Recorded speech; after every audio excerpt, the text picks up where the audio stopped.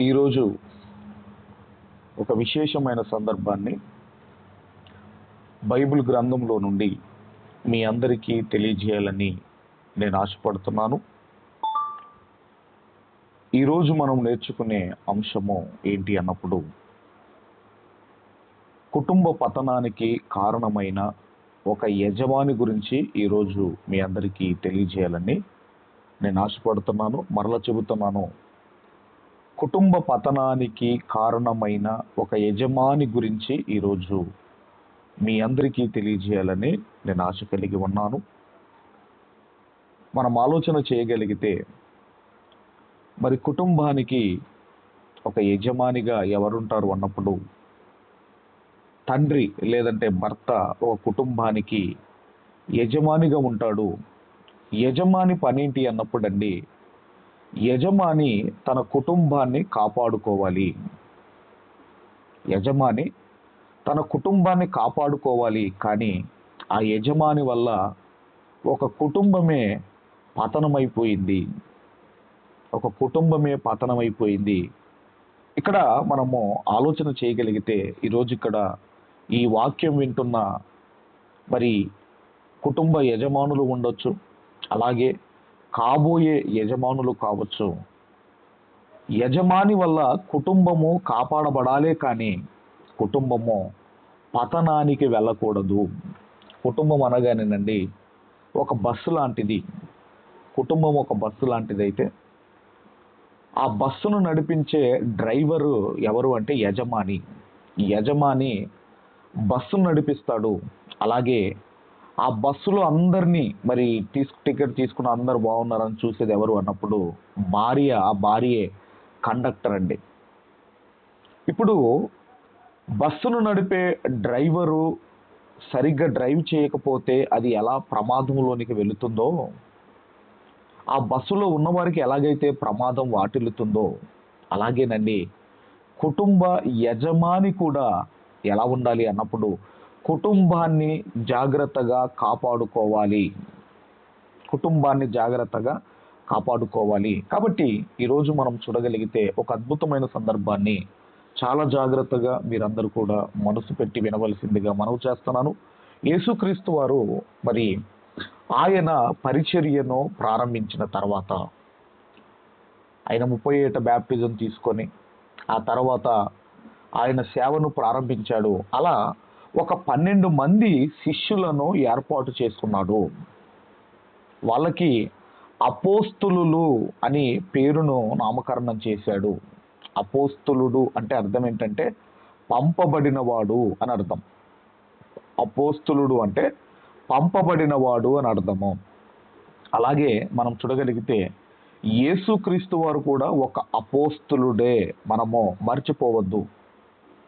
అయితే ఈ 12 మంది అపోస్తులులను ఏర్పాటు చేసుకున్నాడు. తర్వాత వాళ్ళకు ఉన్న ప్రత్యేకత, వాళ్ళకున్న స్పెషాలిటీ ఏమిటి అన్నప్పుడండి, దయచేసి అందరం కూడా ఇక చాలా జాగ్రత్తగా బైబిల్లో నుండి మత్తయి సువార్త 10వ అధ్యాయము, మత్తయి సువార్త 10వ అధ్యాయము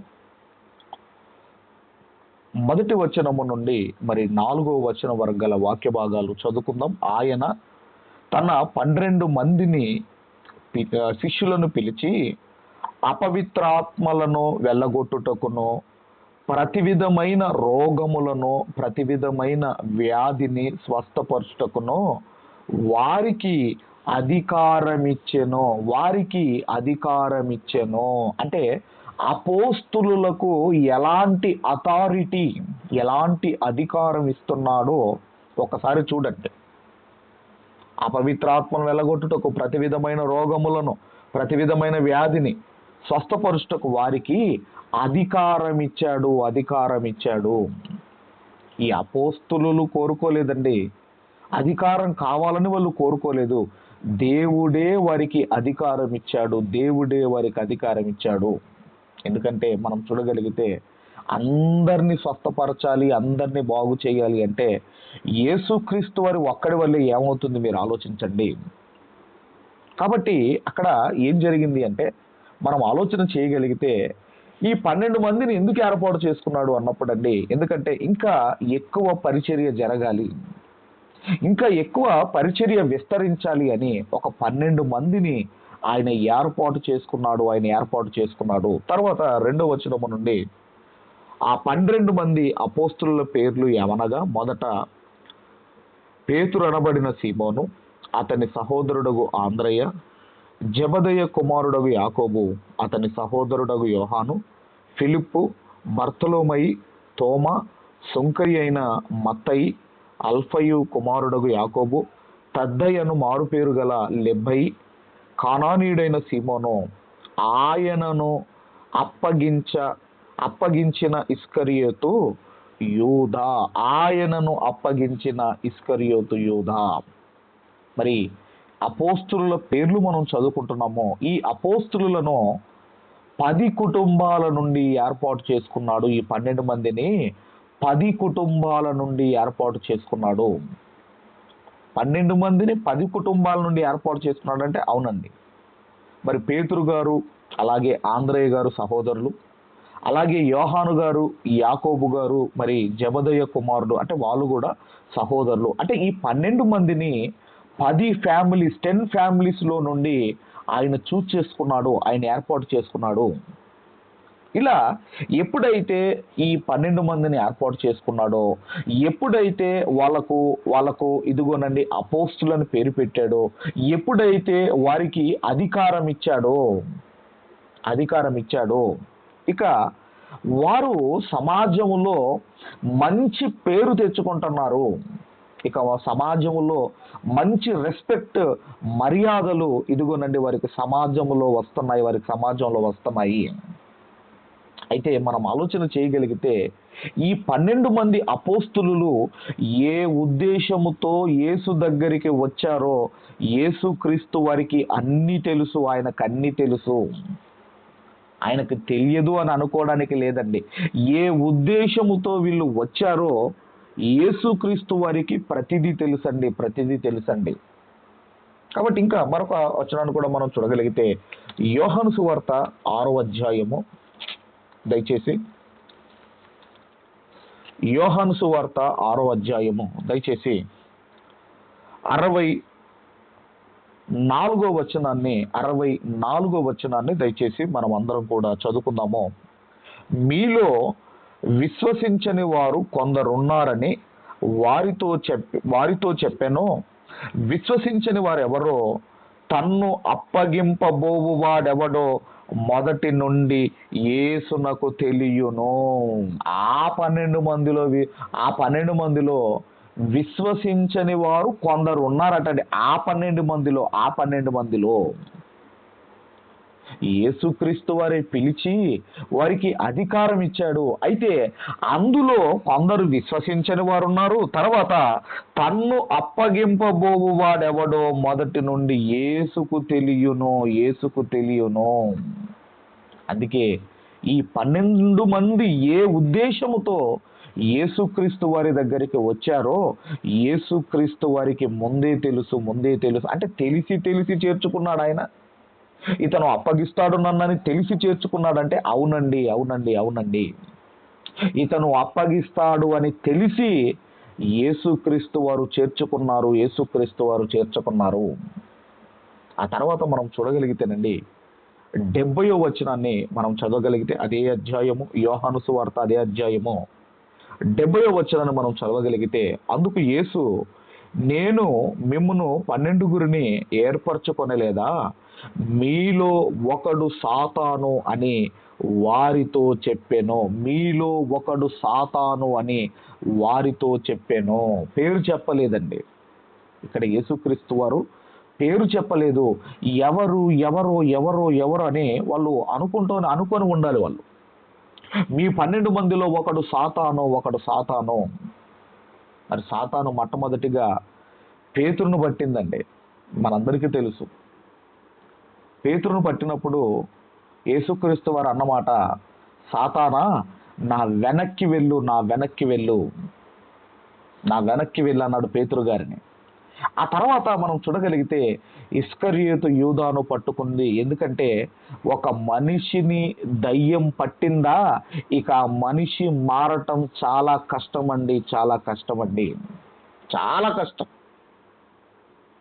ఇక్కడ కూడా ఎవరు ప్రవేశించారు అన్నప్పుడు మీలో ఒకడు సాతానుగా మారిపోయాడు, ఒకడు సాతానుగా మారిపోయాడు, ఒకడు సాతానుగా మారిపోయాడు. ఆ తర్వాత 71వ వచనాన్ని కూడా మనం చూడగలిగితే, సీమోను ఇస్కరియోతు కుమారుడైన యూదా 12 మందిలో ఒకడై ఉండి ఆయనను అప్పగింపబోవుచుండెను గనుక వానిని గూర్చి ఆయన ఈ మాట చెప్పెను. యేసుక్రీస్తు వారు ఆ మినిస్ట్రీలో పరిచర్యలో వెళుతున్నప్పుడు అండి, ఎందరో సేవ కోసము ధనం ఇచ్చేవాడు. కానీ ఇతను ఏం చేసేవాడు మనందరికీ తెలుసు. ఇతను ఏం చేసేవాడు? దొంగిలించేవాడు. మరి యేసుక్రీస్తు వారికి తెలియదా అండి? యేసుక్రీస్తు వారికి సమస్తము తెలుసు. హృదయ రహస్యాలు ఎరిగిన దేవుడు.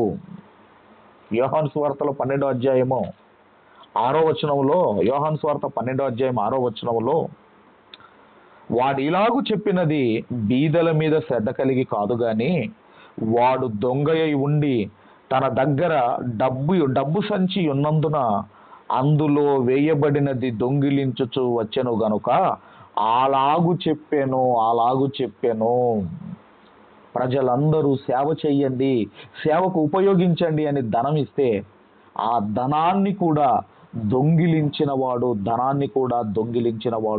ఈ ఇస్కరియోతు యూదా. అలాగే ఒక సాతానుగా మారిపోయిన వాడు, అలాగే యేసుక్రీస్తు వారిని అప్పగించబోయేవాడు. ఆ తర్వాత మార్క్స్ వార్త 14వ అధ్యాయము, దయచేసి మార్క్స్ వార్త 14వ అధ్యాయము 42 నుండి 45వ వచనము వరకు గల లేఖన భాగాలు మనమందరం కూడా చదువుకుందాము. లెండి వెలుదుము, ఇదిగో నన్ను అప్పగించువాడు సమీపించి ఉన్నాడని చెప్పాను. ఇంతకుముందు మనం చదువుకున్నాం ఎవరు అప్పగించేదో. 43, వెంటనే ఆయన ఇంకనూ మాట్లాడుచుండగా 12 మంది శిష్యులలో ఒకడైన ఇస్కరియోతు యూదా వచ్చెను. వానితో కూడా బహు జనులు కత్తులు గుదియలు పట్టుకొని ప్రధాన యాజకుల నుండి, శాస్త్రుల నుండి, పెద్దల నుండి వచ్చిరి. ఆయనను అప్పగించువాడు నేనెవరిని ముద్దు పెట్టుకొందునో ఆయనే యేసు. ఆయనను పట్టుకొని భద్రముగా కొనిపోవుడని వారికి గుర్తు చెప్పి ఉండెను.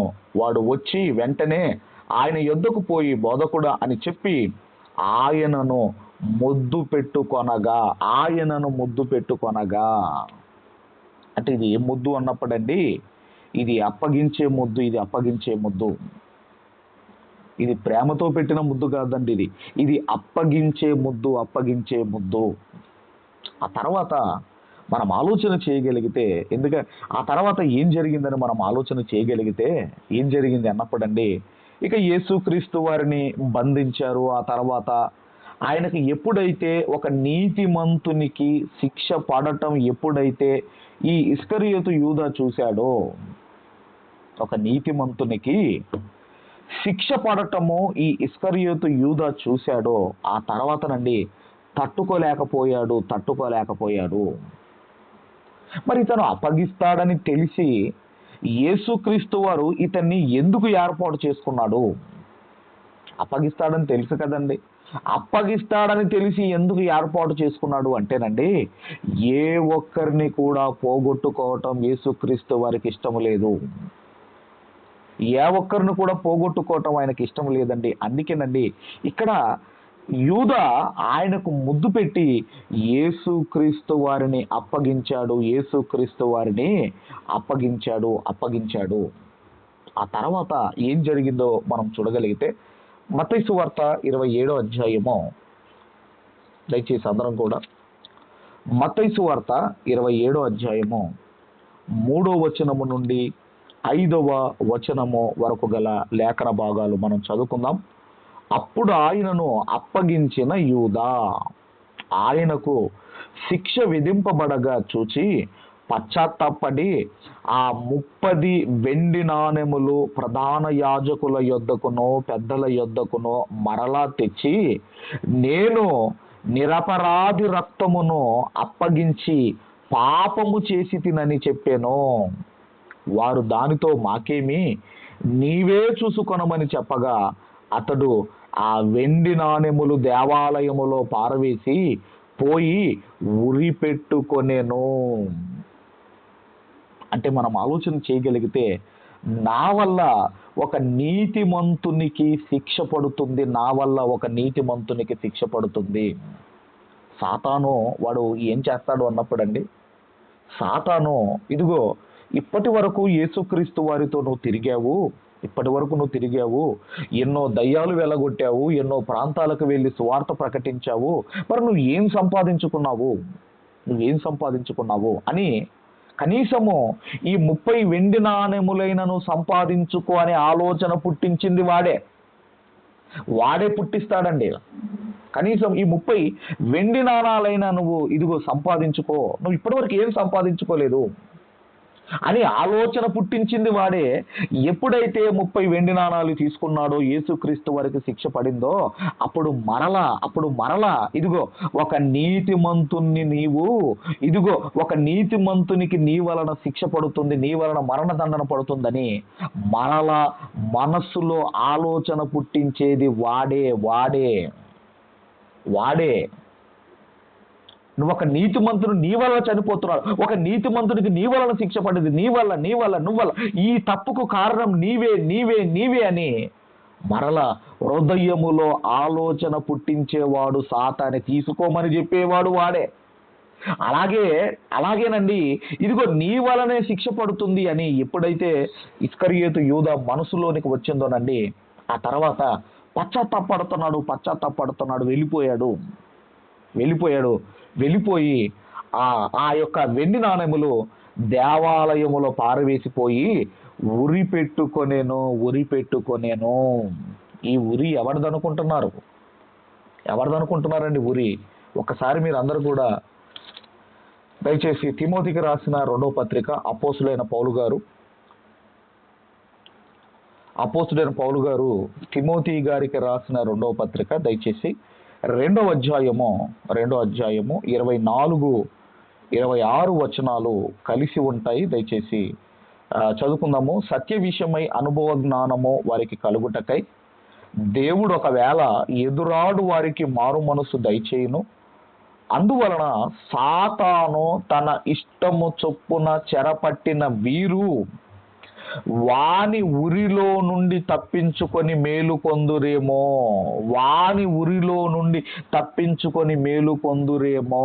అంటే ఉరి వేసేది ఎవరనుకుంటున్నారండి? ఉరి వేసేది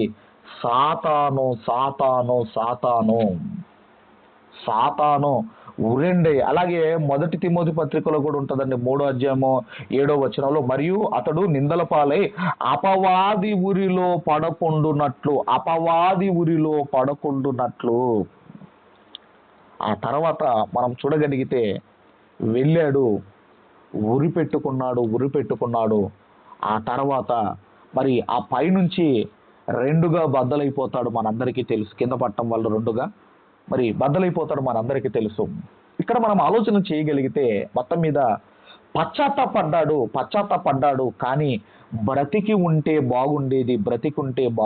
ఎందుకంటేనండి, యేసుక్రీస్తు వారు ఆయన మొదటి రాకడలో ఎలా వచ్చాడు అన్నప్పుడు ప్రతి మనిషిని ఆయన క్షమించడానికి వచ్చాడు. అందులో డౌట్ లేదండి, నో డౌట్ అండి. ఖచ్చితంగా ఇస్కరియోతు యూదా బ్రతికుంటే, ఆయన పశ్చాత్తాపడ్డాడు గనక ఆయన బ్రతికుంటే యేసుక్రీస్తు వారు ఖచ్చితంగా ఆయన క్షమించేవాడు. అందుకే ఏ ఒక్కరిని కూడా పోగొట్టుకోవటం తనకి ఇష్టం లేదండి. ఏ ఒక్కరిని కూడా పోగొట్టుకోవటము యేసుక్రీస్తు వారికి ఇష్టం లేదు. ఆ తర్వాత ఇక ఏం జరిగింది అన్నప్పుడు ఆ తర్వాత దేవాలయములో పారవేశారు కదా.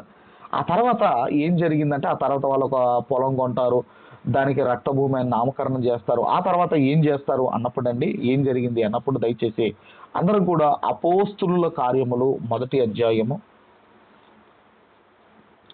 అపోస్తులుల కార్యములు దయచేసి మొదటి అధ్యాయము 16వ వచనము నుండి మనమందరం కూడా చదువుకుంటూ వద్దాము. మొదటి అధ్యాయం 16వ వచనము నుండి మనము చదువుకుంటూ వద్దాం. సహోదరులారా, యేసును పట్టుకొనిన వారికి త్రోవ చూపిన యూదాను గూర్చి పరిశుద్ధాత్మ దావీదు ద్వారా పూర్వము పలికిన లేఖనము నెరవేరవలసి ఉండెను.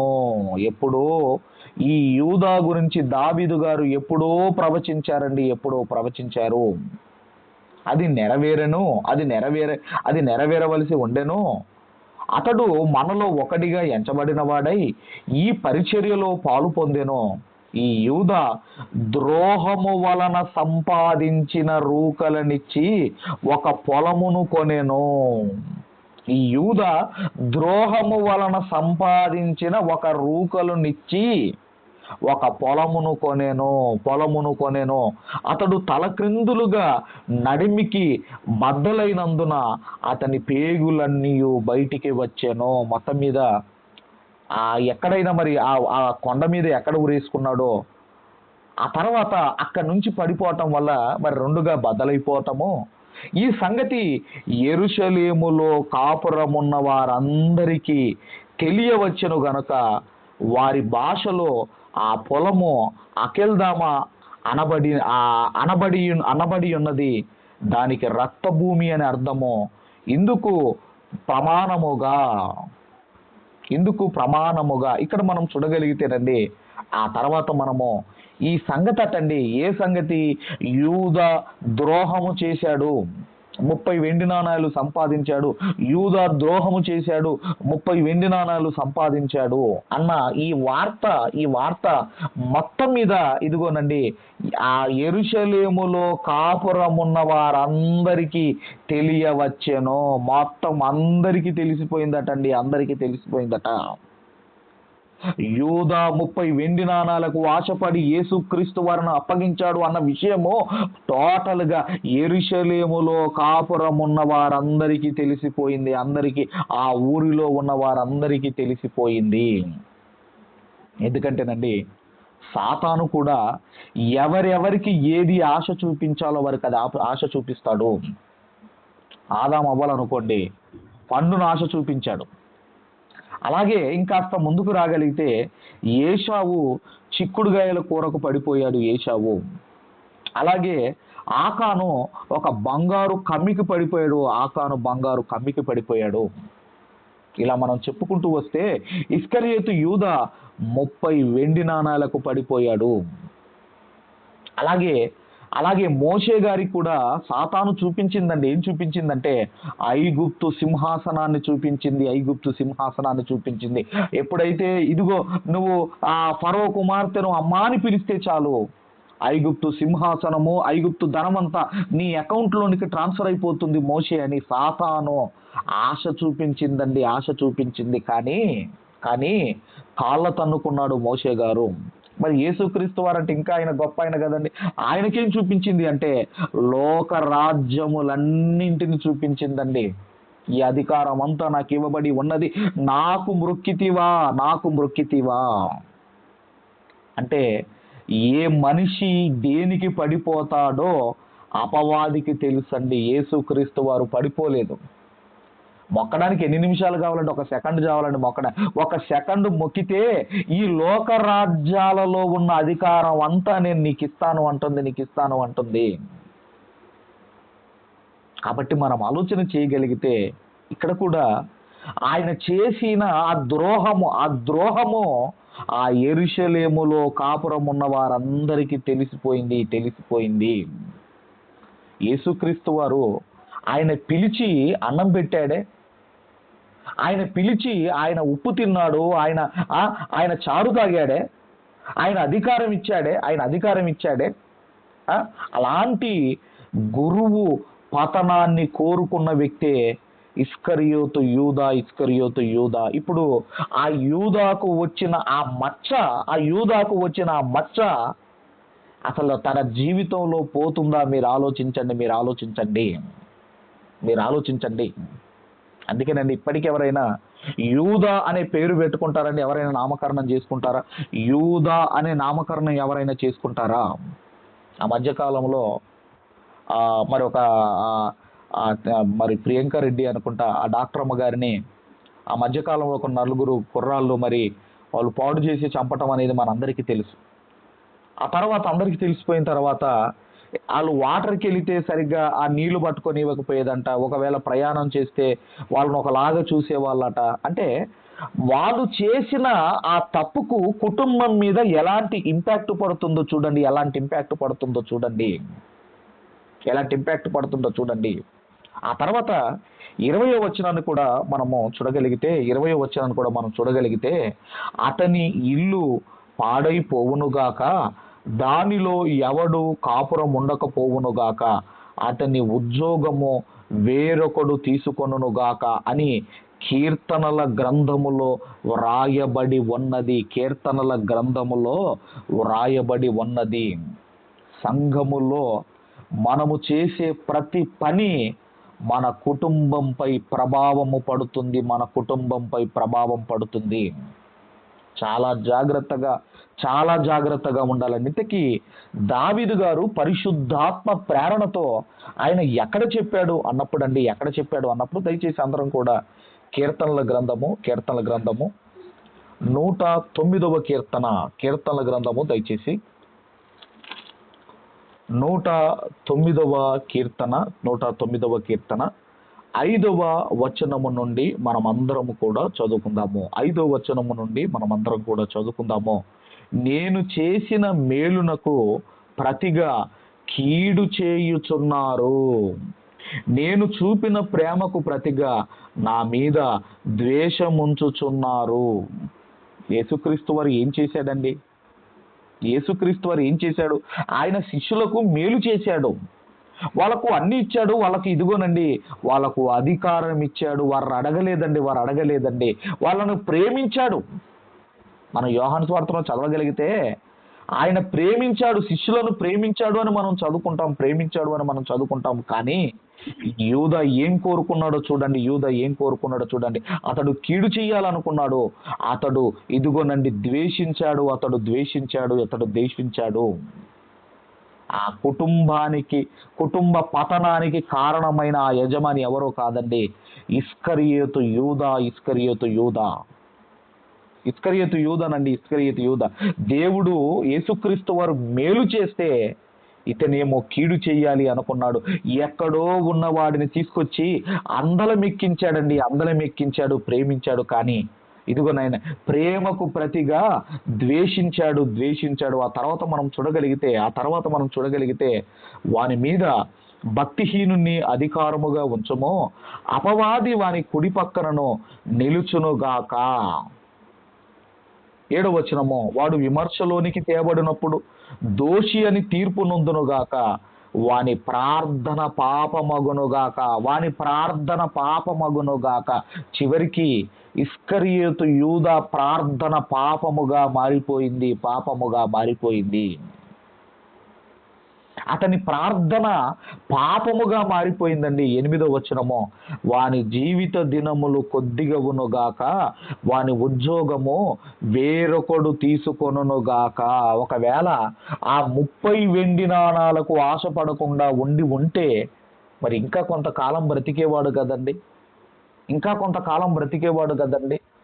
కానీ వాని జీవిత దినములు కొద్దిగవునుగాక, ఉరిపెట్టుకున్నాడు, నడిమికి బద్దలైపోయాడు. తర్వాత వాని ఉద్యోగము వేరొకడు తీసుకొనుగాక. ఉద్యోగం అంటే ఈరోజు మనం ఆలోచన చేయగలిగితే చాలా మంది మాకు గవర్నమెంట్ ఉద్యోగాలు రాలేదని బాధపడతా ఉంటారు. మనం వచ్చింది దేవుని ఉద్యోగం చేయడానికి, గాడ్ డ్యూటీ మీద వచ్చాం మనము. అందుకే ఏమంటున్నాడు, ఈ అపోస్తులత్వం ఏమంటున్నాడు అంటే ఉద్యోగము అంటున్నాడు. ఇప్పుడు కూడా ఉద్యోగం లేదని బాధపడకండి. దేవుని సేవ చేస్తున్న నీవు దేవుని గవర్నమెంట్లో ఒక ఉద్యోగివి నువ్వు. అందుకేనండి మన ఉద్యోగానికి ఏ ఉద్యోగానికైనా 60 సంవత్సరాల తర్వాత రిటైర్మెంట్ ఉంటుందేమో, కానీ మనకు మరణము వరకు నమ్మకముగా ఉండుము అన్నాడు. మరణము వరకు నమ్మకముగా ఉండుము అన్నాడు. అంటే ఈ ఉద్యోగము నీ ఒంట్లో సత్తువ ఉన్నంత వరకు నువ్వు చేసేదండి. నీ ఒంట్లో సత్తువ ఉన్నంత వరకు అందుకే ఇక్కడ వాని ఉద్యోగము వేరొకడు తీసుకొనును గాక, వాని ఉద్యోగము వేరొకడు తీసుకొనును గాక అని చెబుతున్నాడు. తర్వాత 9వ వచనము, వాని బిడ్డలు తండ్రి లేని వారు అగుదురుగాక, వాని భార్య విధవరాలగునుగాక. మరి ఇక్కడ మీరు చూడగలిగితేనండి, ఇప్పుడు పిల్లలు కానివ్వండి, తర్వాత భార్య కానివ్వండి, ఈయన చేసిన ద్రోహానికి మీ ఆయన ఇలా చేశాడట కదా, ఒరే మీ డాడీ ఇలా చేశాడట కదా అని అంటున్నప్పుడు ఆ కుటుంబ పరిస్థితి ఏంటి మీరు ఆలోచించండి. ఆ కుటుంబ పరిస్థితి ఏంటి మీరు ఆలోచించండి. కాబట్టి తర్వాత 10వ వచనం నుంచి మనం చూడగలిగితే, వాని బిడ్డలు దేశదిమ్మరులై భిక్షమెత్తుదురుగాక, పాడుబడిన తమ ఇండ్లకు దూరముగా జీవనము వెతుకుదురుగాక, వాని ఆస్తి అంతయు అప్పులవారు ఆక్రమించుకొందురుగాక, వాని కష్టార్జితము పరులు దోచుకొందురుగాక, వానికి కృపచూపు వారు లేకపోదురుగాక, తండ్రి లేని వాని బిడ్డలకు దయచూపు ఉండకపోదురుగాక, వాని వంశము నిర్మూలము చేయబడునుగాక, వచ్చుతరమందు వాని పేరు మాసిపోవునుగాక. అంటే ఎలాంటి పరిస్థితి తెచ్చుకున్నాడో చూడండి. ఒక కుటుంబ యజమాని చేసిన పనికి కుటుంబం మీద ఎలాంటి ప్రభావం పడుతుందో చూడండి, ఎలాంటి ఇంపాక్ట్ పడుతుందో చూడండి. కాబట్టి కుటుంబ యజమాని కుటుంబానికి ఒక మాదిరిగా ఉండాలి. ఇలా మనం చదువుకుంటూ రాగలిగితే 14వ వచనం నుండి, వాని పితరుల దోషము యెహోవా జ్ఞాపకం ఉంచుకొనుగాక, వాని తల్లి పాపము తుడుపు పెట్టబడక యుండునుగాక, ఆయన వారిని జ్ఞాపకమునకు భూమి మీద నుండి కొట్టివేయునట్లు ఆ పాపములు నిత్యము యెహోవా సన్నిధిని కనపడుచుండునుగాక. ఏలైనగా కృప చూపవలనన్న మాట మరిచి శ్రమ నొందిన వారిని, దరిద్రుని, నలిగిన హృదయము గల వారిని చంపవలనని వాడు అతన్ని తరిమెను. శపించుట వానికి ప్రీతి గనుక అది వాని మీదికి వచ్చి ఉన్నది. దీవెన యందు వానికి ఇష్టము లేదు గనక అది వానికి దూరమాయెను. తాను పైబట్ట వేసుకొనున్నట్టు వాడు శాపము ధరించెను. అది నీళ్ల వలె వాని కడుపులో చొచ్చి ఉన్నది, తైలము వలె వాని ఎముకలలో చేరి ఉన్నది. తాను కప్పుకొను వస్త్రము వలె తాను నిత్యము కట్టుకొను నడికట్టు వలె అది వానిని వదలకొండునుగాక. నా విరోధులకు నా ప్రాణమునకు విరోధముగా మాటలాడు వారికి ఇదే యెహోవా వలన కలుగు ప్రతీకారము. అంటే ఇతను ఏం చేశాడు అన్నప్పుడు అండి, ఇదిగోనండి, ఇతను అతిక్రమమునకు పాలుపడ్డాడు. తర్వాత ఇక మనము చూడగలిగితేనండి, ఇదిగోనండి, ఇక్కడ ఈ వచనాలన్నీ కూడా మనం చదివిన తర్వాత